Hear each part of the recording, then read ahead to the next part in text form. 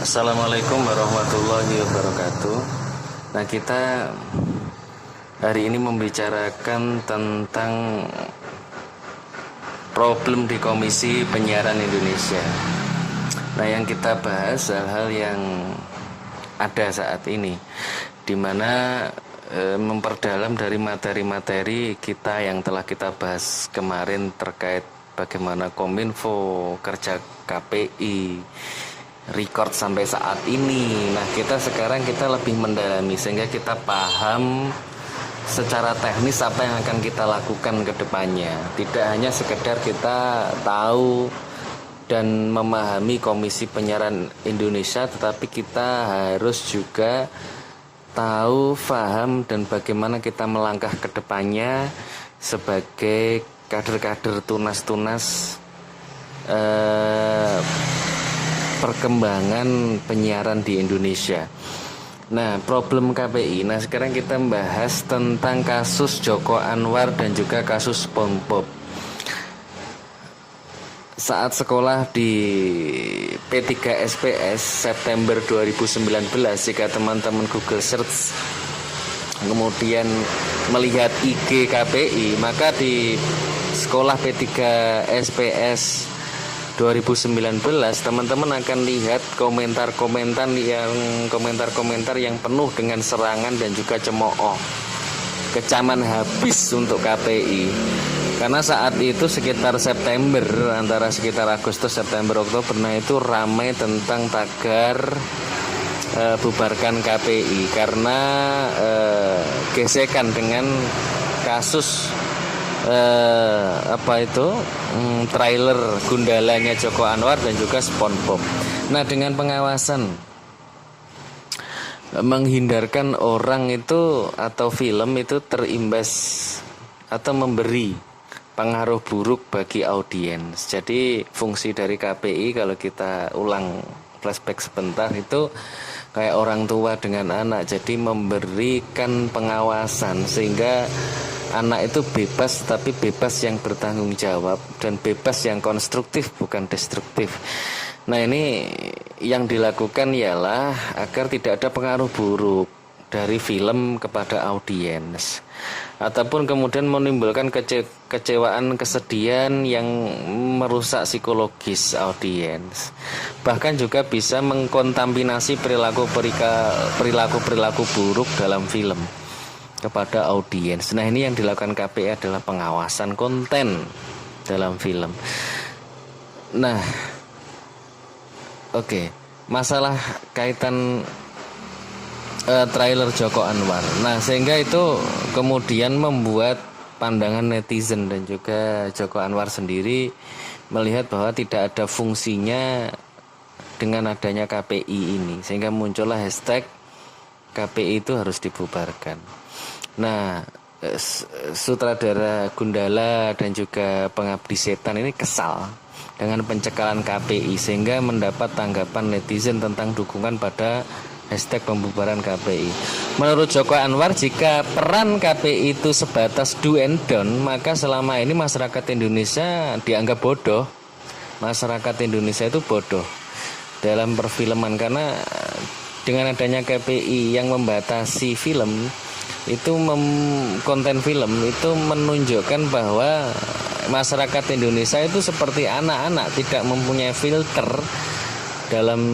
sendiri dalam menonton siaran. Maka menurut Joko Anwar, jika dikatakan masyarakat Indonesia itu berdaya, harusnya masyarakat mampu memilah dan memilih sendiri mana tayangan yang tepat buat mereka.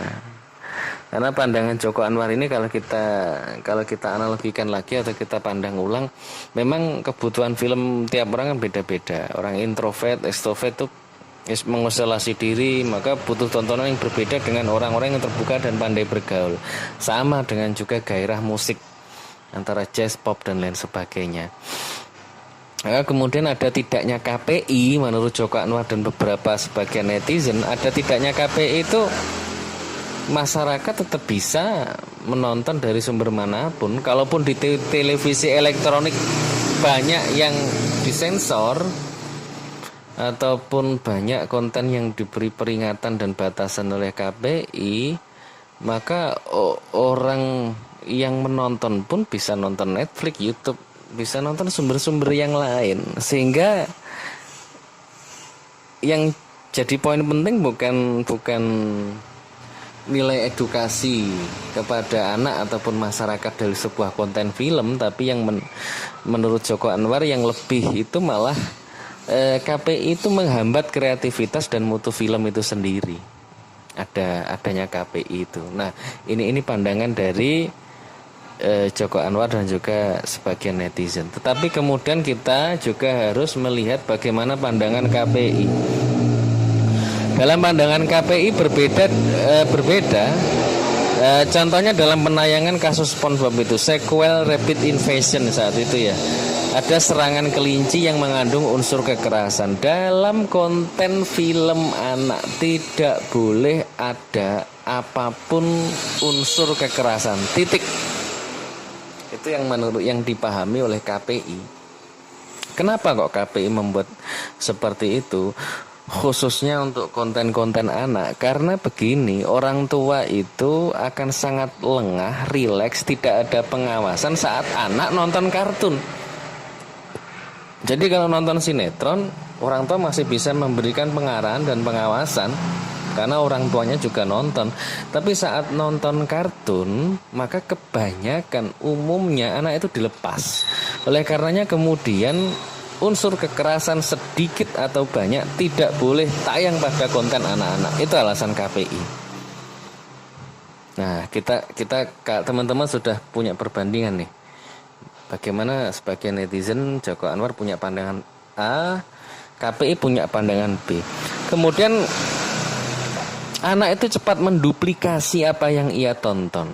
Makanya kemudian dalam variety show atau acara lawakan itu memukul pakai gabus pun juga nggak boleh.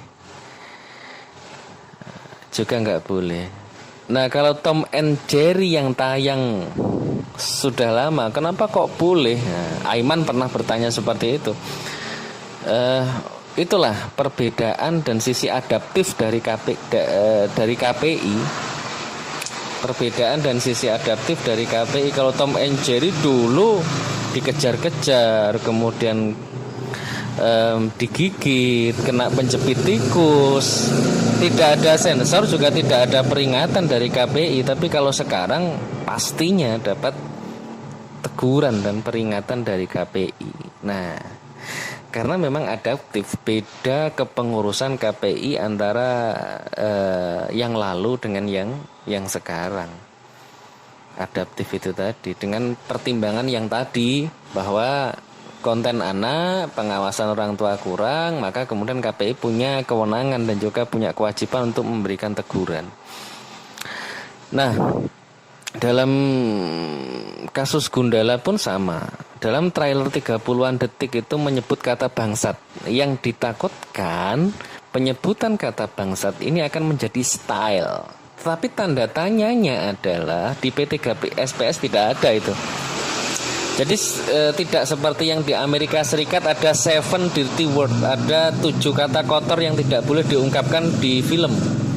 Dalam konten film Indonesia di P3 SPS tidak ada. Dan memang harus banyak kata yang harus dimasukkan jika memang harus tertulis di P3 SPS.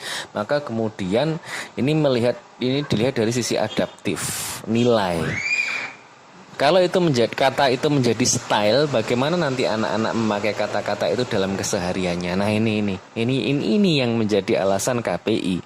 Nah, kemudian tidak boleh contoh lagi, kemudian tidak boleh mewawancari orang yang tidak sadar dalam acara Rumah Uya. Itu pun tertulis di P3 SPS pasal 27 ayat 4. Di program Uya Kuya yang lain muncul lagi. Jadi saat di Rumah Uya itu kena teguran P3 SPS pasal 27 ayat 4, tetapi di program acara yang lain itu muncul lagi. Nah, ini terkait ketegasan juga. Jadi kayaknya ada beberapa hal. KPI itu pertama ketegasan. Kemudian KPI yang kedua adalah sisi kejelasan, sehingga tidak perlu ada bias makna dalam aturan. tidak perlu ada bias makna dalam aturan seperti kata bangsat yang tidak ada di P3 SPS. Kemudian dulu Tom and Jerry boleh, sekarang enggak. Nah ini yang perlu kemudian disosialisasikan dan diluruskan. Tidak boleh menayangkan kekerasan anak dalam hal apapun. Tetapi kemudian ada pertanyaan kan di dalam kekerasan anak itu, apakah hanya dilihat konteksnya atau kemudian dilihat dari necessary-nya? Ada pelajaran yang bisa diambil, artinya orang yang melakukan kejahatan dia pasti akan mendapatkan karma. Nah, di kartun memukul, tetapi kemudian yang memukul itu akan dapat karma atau balasan yang setimpal dengan apa yang dia lakukan, kejahatan yang dia lakukan. Nah, melihat konteks atau kemudian ada pelajaran yang bisa diambil. Nah, ini juga harus dipahami, betul-betul dikonkretkan dalam P3 SPS. Kemudian kalau kita ngomong P3 SPS juga di pasal 18H kita ngomongin tentang bagaimana tidak boleh mengeksploitasi bagian tubuh seperti paha, dada, bokong. Nah, ini untuk manusia, untuk hewan, untuk kartun atau untuk apa ini juga belum jelas. Nah, dulu Shizuka memakai baju renang, Shizuka Doraemon itu memakai baju renang kemudian di blur. Nah, ini siapa yang kemudian nafsu sama melihat Shizuka kan gitu. Nah ini harus di P3 SPS pun harus dijelaskan di pasal 18H ini manusia, hewan atau gimana. Nah, kemudian kaitan kartun tadi, kaitan kata bangsat, kaitan kartun yang memukul. Nah, itu harusnya LSF, Lembaga Sensor Film, dan KPI itu duduk bersama, karena hal yang prinsipil saja udah beda. Contohnya di Lembaga Sensor Film itu 17 tahun sudah masuk dewasa, tapi ternyata di KPI 18 tahun baru masuk dewasa. Nah, hal yang prinsip saja nggak sama. Nah, bagaimana kemudian sensor film? Iya kan? Udah masuk produksi film, masuk lembaga sensor film, beberapa dipotong, udah tayang di televisi kena peringatan KPI dipotong lagi, freedom of expression-nya gagal, kreasinya sudah dimatikan, habis sudah, orang-orang nggak ada yang nonton televisi sekarang. Ada orang yang bilang, mungkin banyak juga yang bilang kalau nggak bola saya udah nggak pernah nonton televisi karena sudah jemu dengan TV. Dengan TV yang kreativitasnya seperti mati. Nah, ini yang dipikirkan oleh Joko Anwar. Tapi KPI juga punya alasan di situ, seperti yang saya sampaikan tadi.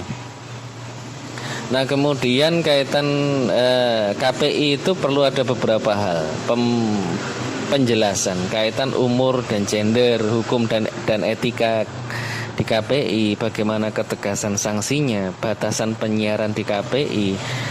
Pasal 8 juga di Undang-Undang Nomor 3 Tahun 2002 memperjelas tugas dan fungsi KPI.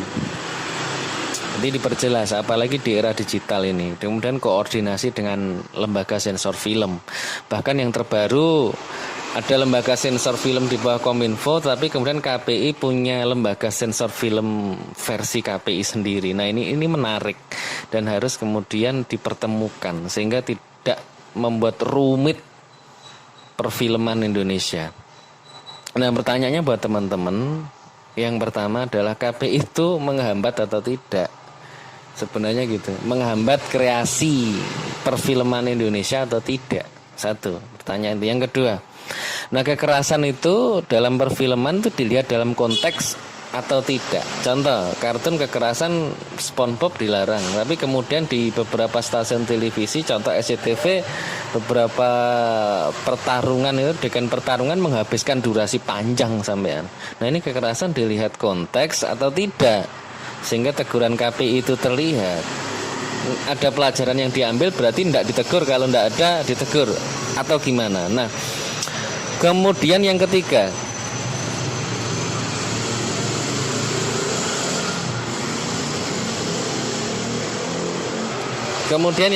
yaitu TV, program-program alay yang ada di Indonesia ini apakah menunjukkan memang kreativitasnya sudah hilang? sehingga memunculkan kegembiraan yang dangkal tanpa ada konten cerdas, menarik dan edukatif. Joget 4 jam itu disukai sama masyarakat Indonesia saat itu. Joget 4 jam, bahkan anak kecil bisa bilang pelakor, tangis-tangisan drama, iya kan, kayak nah itu apakah konten seperti itu yang dangkal kemudian kehilangan cerdas, menarik dan edukatifnya, atau seperti ya, atau gimana menurut pandangan teman-teman? Nah ini yang harus teman-teman bahas.